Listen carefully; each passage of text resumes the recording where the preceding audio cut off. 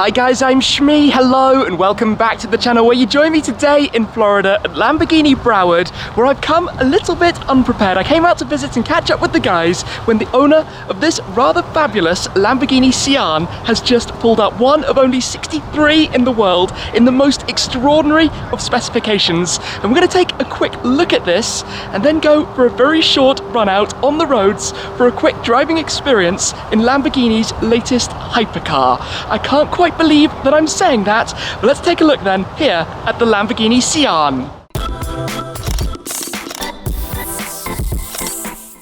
Just behold this car. Have you ever seen anything like it? The Lamborghini Sian FKP 37, 63 units in total to pay tribute to Lamborghini being founded back in 1963. Their first production hybrid, mating the 6.5 litre naturally aspirated V12 with the Supercapacitor. But just look at the colours of this. We've got the blended paint from Bianco Nuevo at the front, Nuevo Bianco New White, all the way through to Viola Mitras towards the rear sections, with the exposed carbon fibre given that purple tint as well. But it means you get this fabulous blend going all the way through along the doors. You can see the blues coming through that purple paintwork as well, with all of the accents completed in Verde Scandal, that bright lime green that you have as well. At the rear here, you have the spoiler that lifts up, and I got to see the unboxing process of a Lamborghini Sian not all that long ago, but this car was ordered through Lamborghini Sao Paolo in Brazil. It was delivered right here by Lamborghini Broward, and I just completely by coincidence happened to be here right now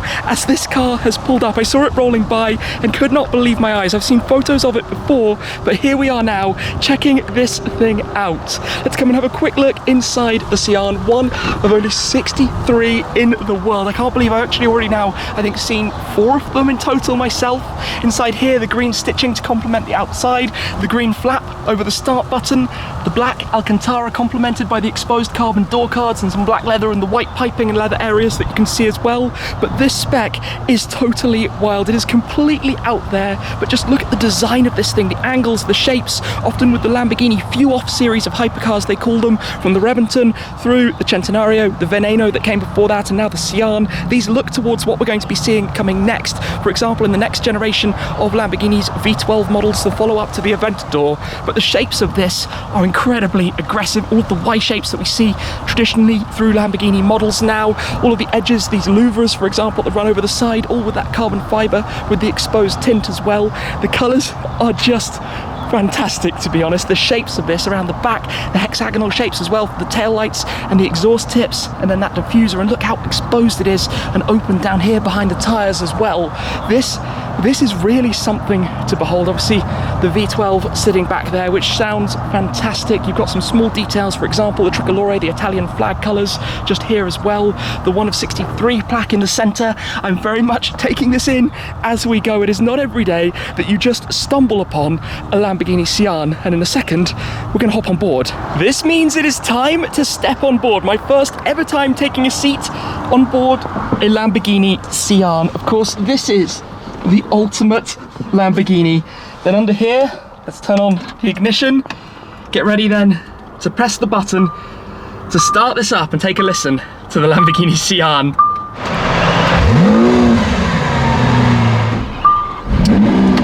Okay, carefully does this. We've got our driving mode selector here in the center, and we're gonna go out in this unbelievable thing. Look at that, the grab handle to pull the doors down with that Verde Scandal trim as well. Magical. We're in Strada then. Pull the paddle into gear. We are automatic at the moment, watching out for the curb that is right in front of me. This is going to be the most fantastic of experiences to see how similar or different it is to other Lamborghini models.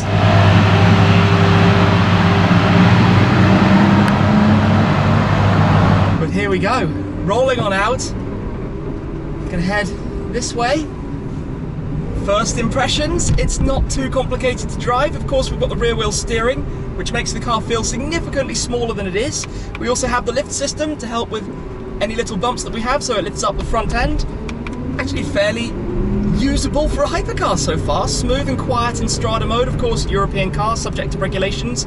Even though it is very much hypercar, it still has to be fairly soft and quiet. And the gearbox is very, very smooth. Now, it still has the single clutch automated system, but because it has the supercapacitor, basically that fills in the gap, which means that it helps with the propulsion through to the next gear without giving you that lurch that you get in, say, the SVJ, for example. So we're going to experience what that is like. But first impressions, this is cool. As we head out then onto a more main road, let's pop the car into sport mode and go manual as well with the shifting.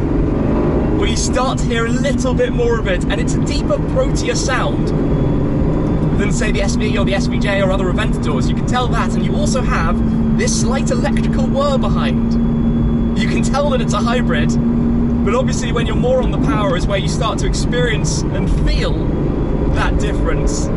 It's obviously significantly firmer in sport as well, but it feels surprisingly smooth and easy to drive. It's like hopping into the Sabre. It feels very familiar, having driven a lot of different Lamborghini and Aventador models in particular.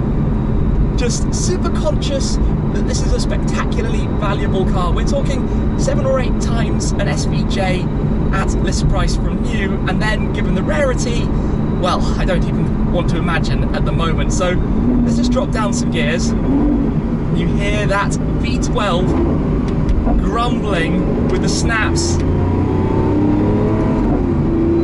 It is much, much smoother on the shifts, much smoother instantly. Now, if we test it into Corsa mode, things get even more rigorous.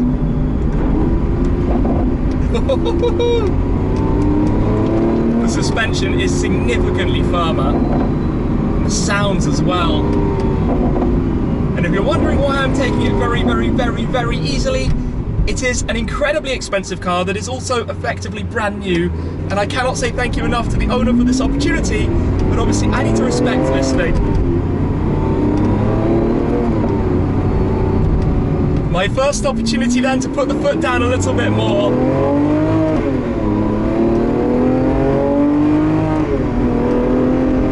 This sounds incredible. The steering weightens up as well when you're in the Corsa mode.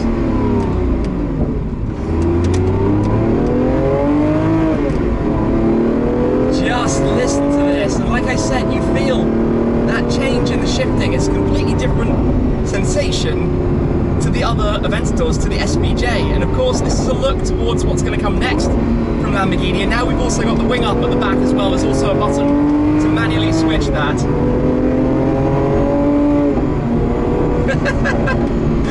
But here we are driving the Lamborghini Sian.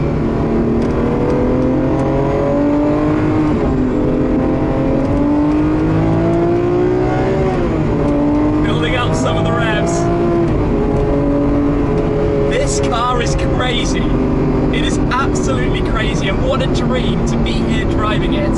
When I first saw pictures of this very car actually recently, I thought how epic it might be to one day drive the car, and here I am somehow with Lamborghini Broward, who delivered it. Lamborghini Broward have been so immensely helpful to me in the past with things I've been filming as well, driving the Huracan with them, driving or coming to visit the Bugatti Chiron Sport when it arrived, having also come to Spec my STO with the guys here at Broward, having not been able to go back to the UK to do it myself, and now to coincidentally have been here when the owner of this car arrived at the dealership, and I saw it driving past, and I immediately was like, no way, how can that car be here today? And now to find myself actually piloting it, what a surreal experience. I'm going to pop it back actually into Strada mode just so things are a little bit softer, and even back into auto, although with these cars with the automated gearboxes you don't really want to run them in auto. They work much, much better in manual just because the shifts require a fluctuation of the throttle, although that shift just there, second to third, did pretty nicely on its own. It's very conscious of how big and how wide it is, and also of course how heavy it is. The Aventadors have never been the lightest of cars, and of course now as well with the hybrid assistance. But this is the ultimate Lambo. This is everything the Lambo should be. It's big, it's brash, it's in your face, the colours are mad, the design is edgy, it's all around just ridiculously crazy. And well, here we are driving it.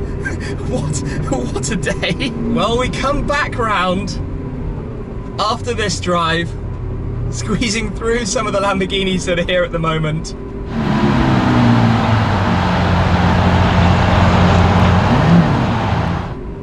most incredible of days to have driven this car of all cars. And with the four-wheel steering, this is what doesn't make sense.